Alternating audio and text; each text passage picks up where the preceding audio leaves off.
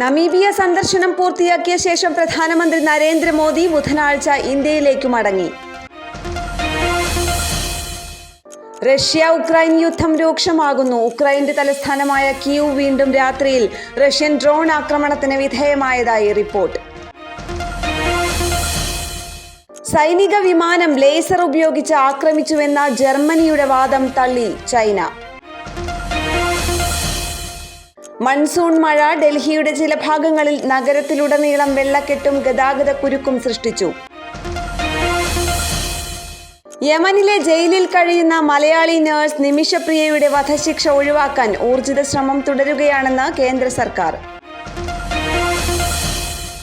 ഡൽഹി, നോയിഡ, ഗാസിയാബാദ്, ഗുരുഗ്രാം എന്നിവിടങ്ങളിൽ ശക്തമായ ഭൂചലനം അനുഭവപ്പെട്ടു. ഹരിയാനയിലെ ഝജ്ജാറിൽ 4.4 തീവ്രത രേഖപ്പെടുത്തിയ ഭൂചലനം. വ്യാഴാഴ്ച വിംബിൾഡൺ വനിതാ സിംഗിൾസ് സെമി ഫൈനലുകൾ പ്രധാന വേദിയിലെത്തും.